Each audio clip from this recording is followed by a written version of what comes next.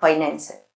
Well, one thing they used to say, what's the crookedest street in the world? When people talk about Lombard Street, we have here in San Francisco. Mm-hmm. But in reality, the crookedest street in the world is Wall Street. And so having spent the better part of 40 years there as a chief investment officer, as an investment manager, as a portfolio manager, as an analyst, I've had a unique ability to see into both the income statements and the balance sheets of many, many different companies across many different sectors. And I really, you end up with sort of an innate understanding of how capital flows, how money moves, how people along the way can be sort of leeches of that money. And we have a very, very serious problem in state government right now in that there's a lot that's being leaked off along the way because it's such a massive number, how much we spend as a state. And I don't think there's really anybody there at this time that has this unique skill set and experience that I have in really understanding how money flows and how to prevent that leakage that takes place along the way. We're a very, very rich state. We are. In the richest country. We're the richest state in the richest country in the world. Mm-hmm. Our fiscal year began just last week, July 1st. Mm-hmm. And our budget this year is $354 billion. Wow. 10 years ago, our budget was $185 billion. So we're just so close to actually even a double. A double. Right, a double of the state budget. And so when I look at that as a finance professional, I say, okay, well, we doubled our budget. Well, we nearly doubled our budget. Did our performance metrics improve? This is why I think as an auditor, a performance audit, did our outcomes for reading at fourth grade level improve? The answer is no, they've deteriorated. Does our ranking as a place to start and run a business, did that improve for that spend? No, it didn't. Did we reduce the rate of poverty? No, we still have the highest poverty rate in the country, in California. Is it a better place for kids to start a career? And you just go down all of the metrics that you want to measure if you were a state. Right? What would you want to measure as an outcome? And what I found is despite the increased budget capital outlay of the state, the results are deteriorating. And as a finance executive, you don't put a policy lens on that. You don't put a political lens on that. You say, okay, we keep spending more and the results keep getting worse. We have the data, it's proven, it's not even in debate. So then you say, well, where is the fault line, or where is the easiest path to actual improvement? And, you could say, well, is it the Attorney General's office? Is it the Secretary of State's office? Is it the legislature? And in reality, this is a financial problem. And only one of our constitutional offices, the state controller, remember the state controller doesn't report to the governor. The state controller is elected by the people, reports only to the people, is given these unique constitutional powers to make sure that there's not this leakage of money, to make sure that it gets to the target that the legislature has set. And unfortunately, it hasn't been working. And I think that's just due to a lack of experience of a lot of people there. I want to bring in that experience and try to fix it. Great. And actually, that was my next question to you. Because many Californians, and especially members of our Arabic community, aren't familiar with this office. In a simple term, what does the California State Controller do? And why should every taxpayer care about this election? Well, in the simplest of terms, the state controller is like a centurion at the gate, protecting the money, protecting the public purse, and making sure that we get the best for what we spend. We get the best results, the best outcome.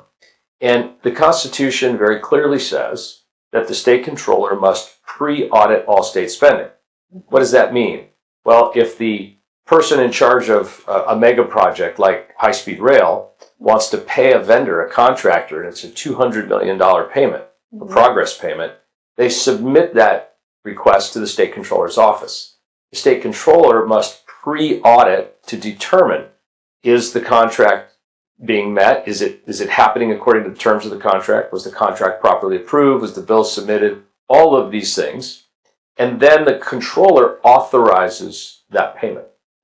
The second thing is after the payments have taken place, the state controller's job is to go back and verify that the state or the county or the city, because the controller is over all of them, received what it was supposed to receive in good order. Great. So, another question for you, Mr. Morgan. California manages one of the largest budgets in the world. Yes. What do you believe are the biggest financial challenges facing our state today? Yeah, so that budget we just talked about, remember we're on this July fiscal year, is $354 billion. It's huge. And I want to put that number in perspective. How much is $354 billion? Well, if $1 were 1 second, it would be 11,090 years. Mm-hmm. So there's what I keep saying is, Californians are compassionate people. We want to fund and deliver the best programs of state government. That's from pre-K through 14. That's our university systems. It's healthcare. It's immigrant outreach. It's prison. It's environmental. It's transportation, infrastructure. All of those things, because we're so rich, it would make sense that we have the best in the world. Yeah. And sometimes you travel to a country that's not as wealthy, not as rich as us, or a state that's not as rich, and you say, wow, their roads are so good. Yeah. The trains, the infrastructure, everything's running on time, the education system. Sometimes you go to a poor country in Asia or something, and you think, wow, these kids are doing, algebra in the 5th grade. Right. And so there's just this massive disconnect. Mm-hmm. And we need to get to the bottom of it. It's, again, I always say it's math. It's not a partisan or a policy issue. And the state controller's job is not to opine about how the state should spend money or where it should allocate money. It's not the job. Job is where the legislature says, make sure it happens in the most efficient and expeditious way possible. Okay, where do you think California is wasting the most taxpayer money? The biggest area of waste. So because Medi-Cal, which is our state's version of Medicaid, is our biggest program, mm-hmm. and if you go back, if you're boring like me, I read the audits. Mm-hmm. And according to the state auditor, that's our biggest. So it's somewhere between 10 and 14% of all spend, perhaps even more, is what they call leakage or in-error, billing for services that didn't happen. Some of it's just incompetence, but there's a lot of absolute fraud in Medi-Cal, Medicare. But to be sure, there's fraud in all of our state programs. CalWorks, our SNAP program, there's fraud in education, significant amount of fraud in education. And then the final area, it's not the biggest area in dollar terms, but I think it's the highest percentage of the money gets taken out. And that is sadly for our homeless care. Yes. So, for example, we all know the number now, $24 billion. And what we did is $24 billion for the homeless. Yes, programs. In the state. Yeah. Yes. And so wow. As a financial professional, the question I ask is, we spent $24 billion. Did we see a reduction in the rate of homeless? How many people returned from being homeless to being in a home? Mm-hmm. How many people were taken off of drugs or alcohol addiction or had their mental disease cured? And the answer is we don't even track that data. Mm-hmm. And then you say, well, as a finance guy, why do we not track that data? And as I dug deeper and deeper into the homeless situation, what I learned was, even though the state controller has dominion over the financial reporting of the NGOs, non-governmental operations. See, we fund our police services by giving money to the police department. We fund education by giving money to the education department. But when it comes to the homeless, we don't have a homeless department in every city. So instead, we just grant money to nonprofits. Well, this shows the lack of experience and the incompetence of the folks that did that.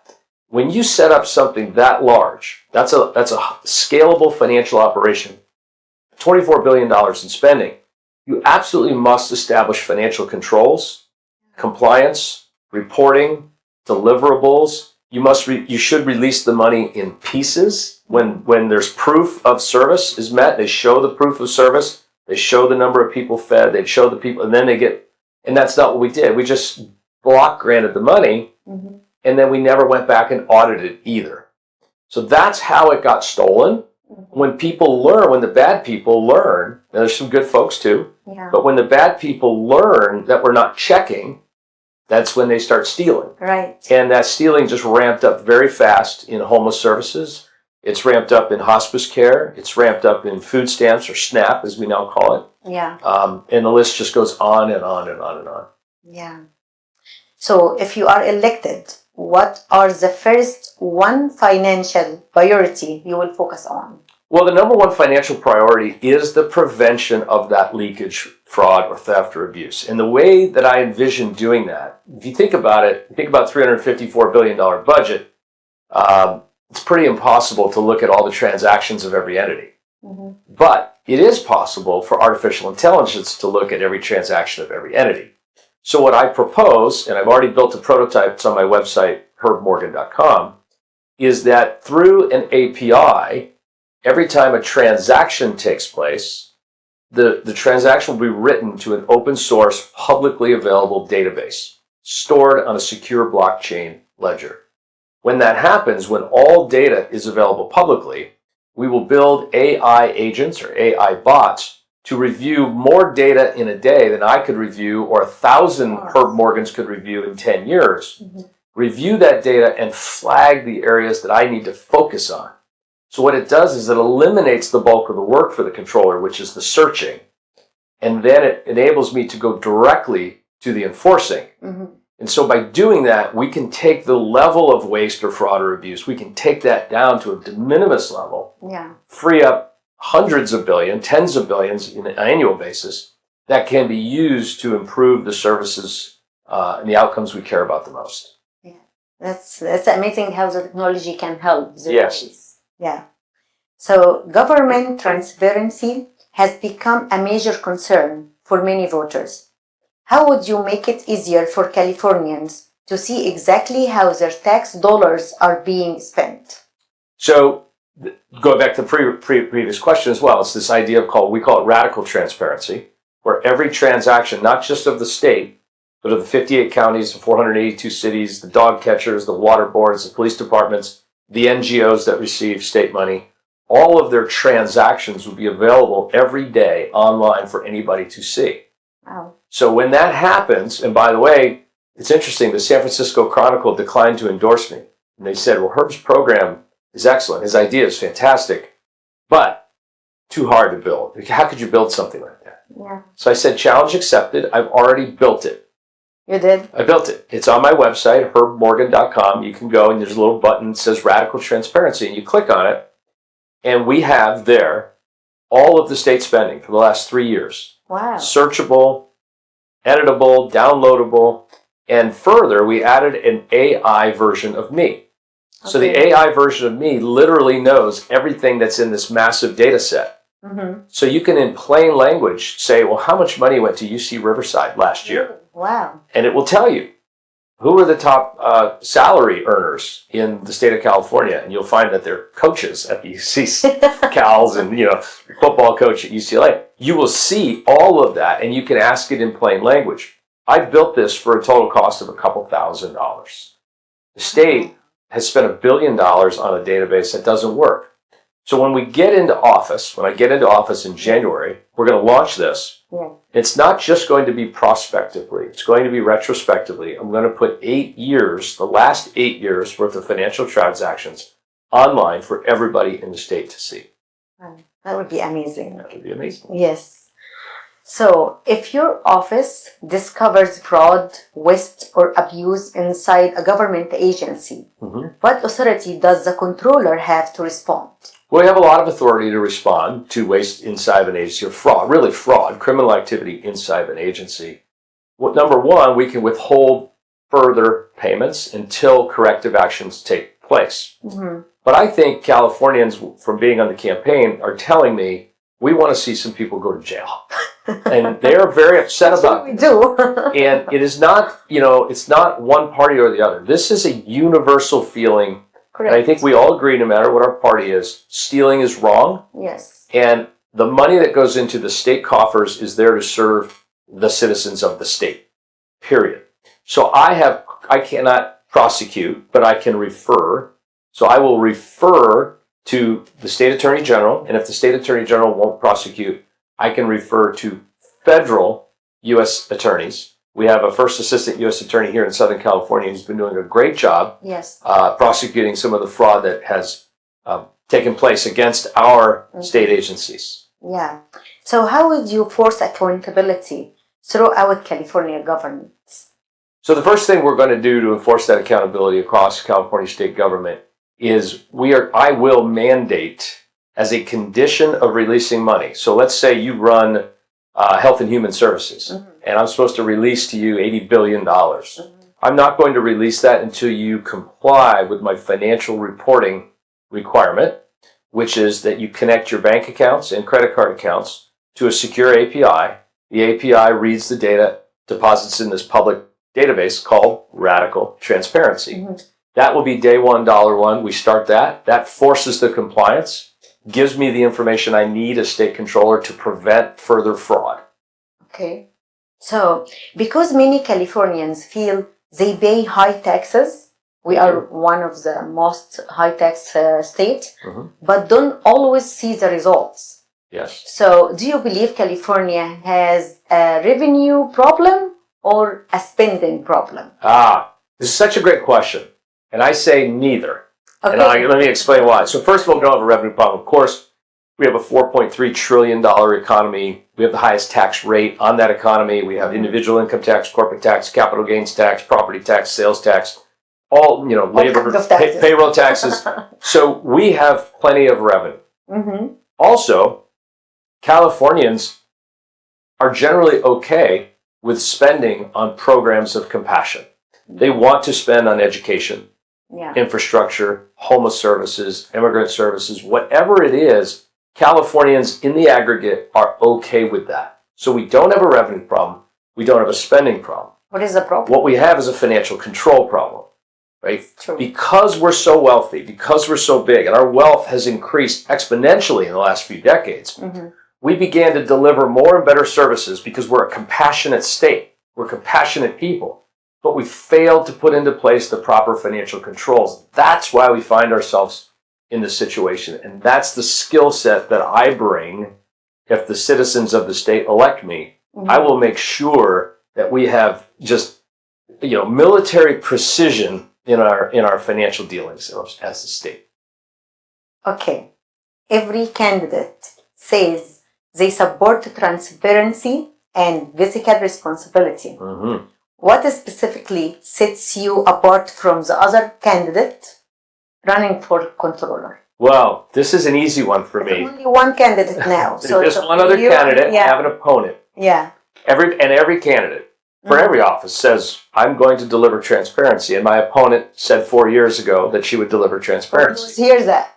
And she has not done it. Okay. Yeah, right? She has not done it. Okay. What I've done, I believe in eating my own cooking. I used to work for an investment manager years ago named Fayez Seraphim, Houston.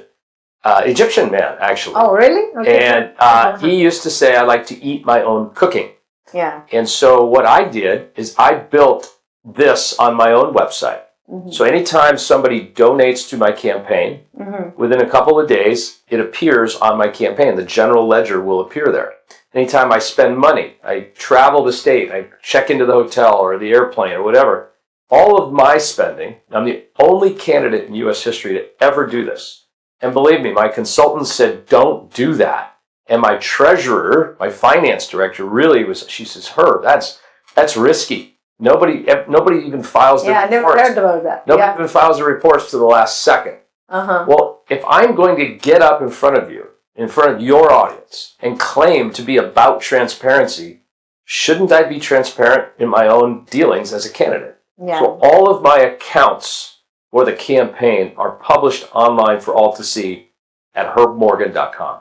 Oh, okay. So we have to check this out. Yes, check it out. Pull it up on the screen. We will put it in so everyone can go and check your websites. Yes. So without attacking your opponent, what do you believe you would do differently if you got elected? Well, the difference between us, and I won't attack her. I'm sure she's a wonderful human being, and I'd love to have her as a neighbor and see her in the cul-de-sac, right? Okay. But in the end of the day, I've got 40 years of experience in finance versus 0. Yes, that's right. So there's a lot of jobs I would like to have. I would like to walk into UCLA Medical Center tomorrow and I'd like to be a heart surgeon. Yeah. Okay? Would they hire me as a heart surgeon tomorrow? Absolutely not. I'd like to go down to Dodger Stadium and play second base. I'm not qualified to play second base for the Dodgers. I'm too old, I'm too slow, I'm too short, I can't hit a ball, I can't see. It doesn't make sense to put me in a role I'm not made for. But I do have a skill set, and the skill set is finance, corporate finance, following money, understanding money, building and scaling up large financial operations. Auditing.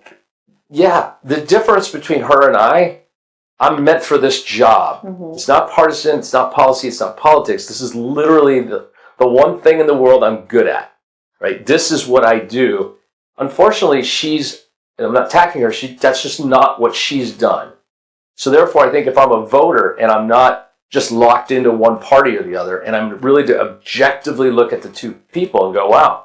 The qualification. A senior managing partner in a major Wall Street firm with 40 years of finance experience, running businesses, sitting on audit committees, doing audits, or somebody who majored in politics, started in the Newsom mayoral administration, Mm-hmm.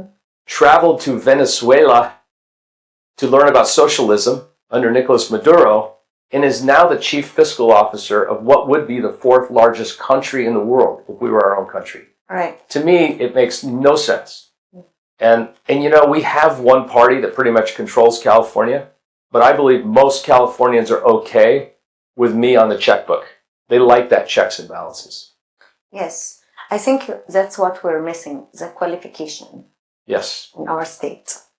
So our audience include many Arab American families, small business owners, professionals, and taxpayers.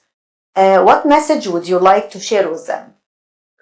Well, look, I think that California is quickly fixable. And I know that a lot of people are first and second generation here. Mm-hmm. And you come here because you want opportunity, you want a better life, you want a family that's raised under a rule of law with safety, without discrimination, economic opportunity, academic, social mobility, all of those things.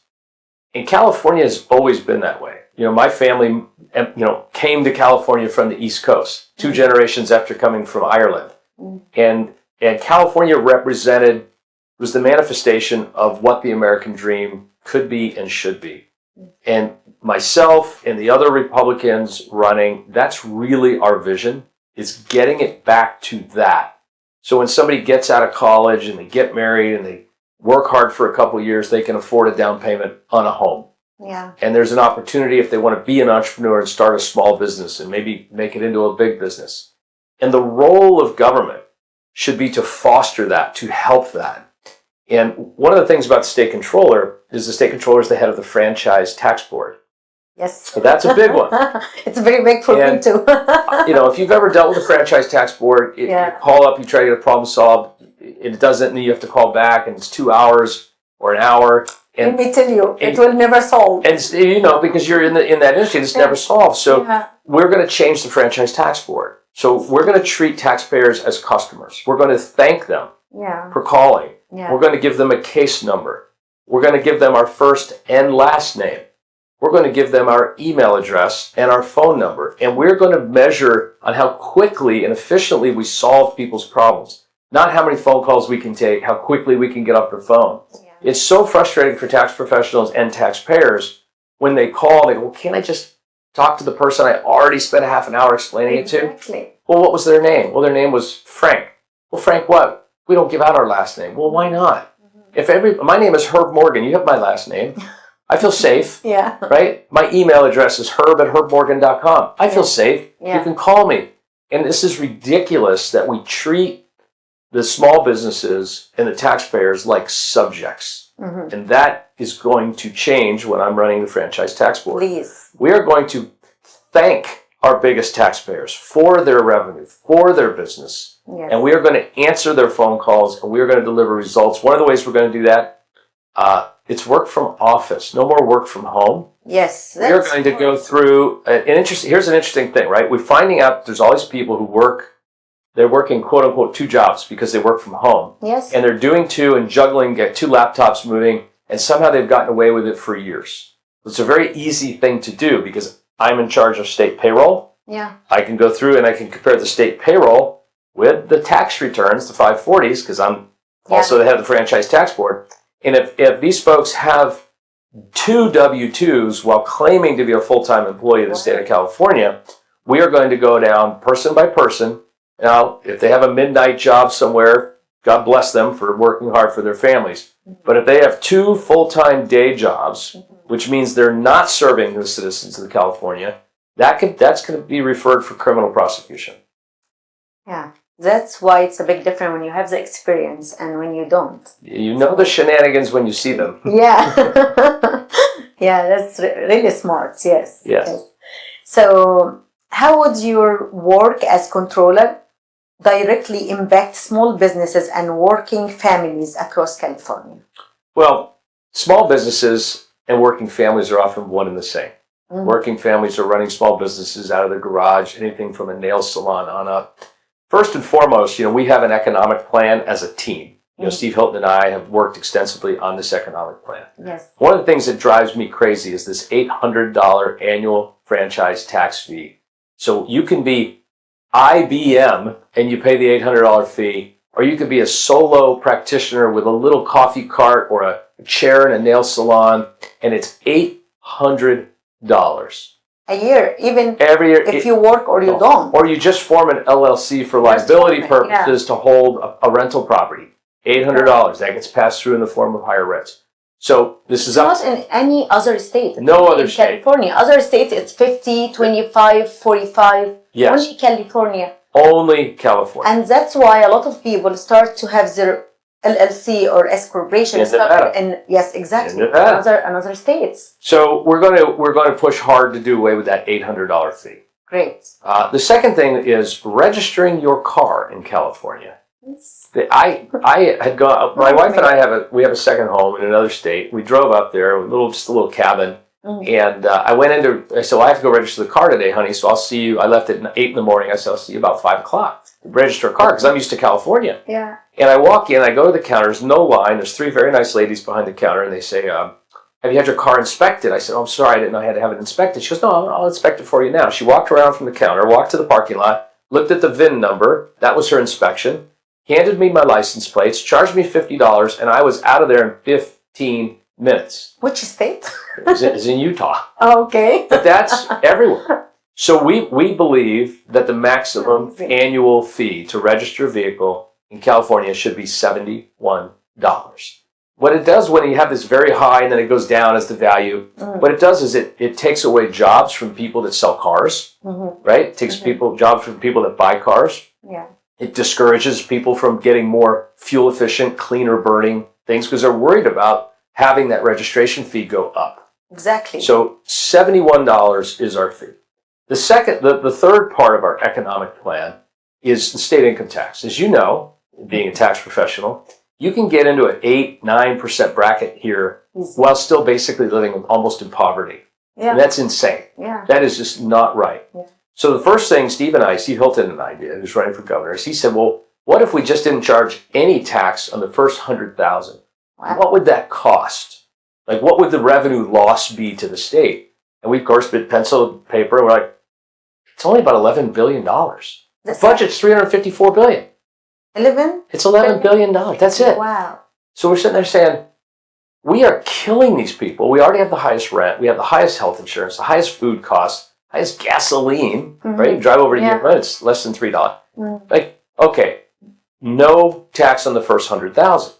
Well, then we said, well, what if we did it on the first $150,000? That would be amazing. And it's not that much more money.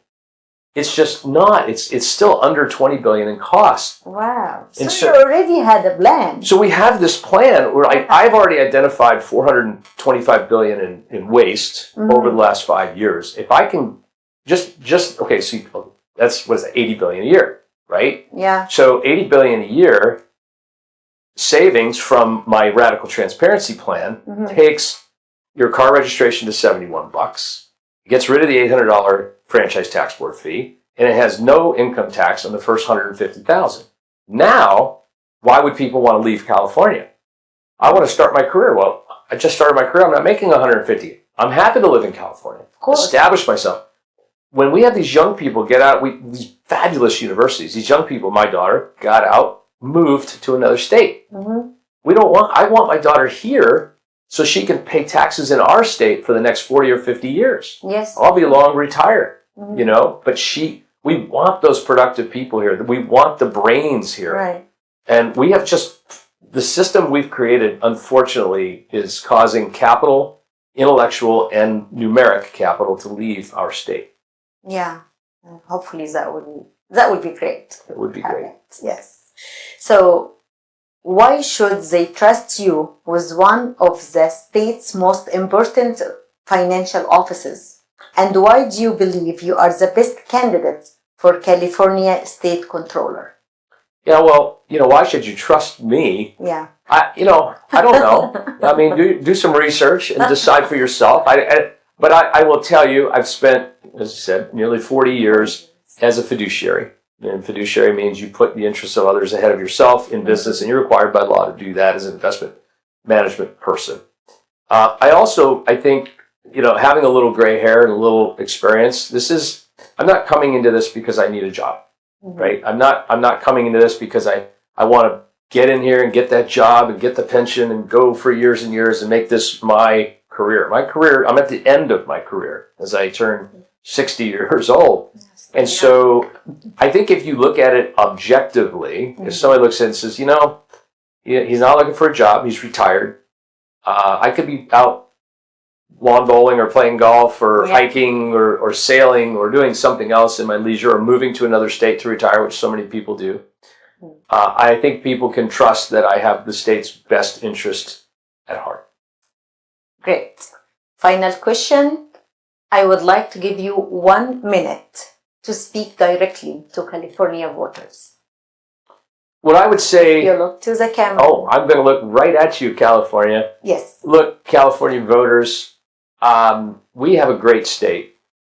And, you know I have a challenge with the letter R after my name. But, you know, we're not monsters by any stretch of the imagination. And I do believe that Californians in the majority are fiscally responsible people and want fiscally responsible stewards of their money. I'm not here to decide how the money's allocated, not here to decide how it's spent. I don't set any other public, social, or other policy. None of that is the job of the controller. The controller is a constitutional office that serves a very important purpose of checks and balances on all of the other branches of government and the subsidiaries. Remember, the counties, the cities, the NGOs. Wouldn't it be smart to put in somebody with 40 years of experience who knows how money moves, who knows how it flows, who's there to protect your interests and ensure that our massive state budget goes where you intended? Are you open-minded enough to consider somebody with an R after their name as your next state controller? I hope you are. I hope they are too. I hope we all are. So, Mr. Morgan, thank you very much for joining us today and sharing your vision with our audience. Thank you so much. Well, it was a pleasure. I appreciate the invitation. Thank you. So, to everyone watching, thank you for joining us on Reliable Sources. If you find today's conversation helpful, please like, share, and subscribe so more Californians can stay informed before the election day. Thank you so much for watching, and we'll see you next time on Reliable Sources.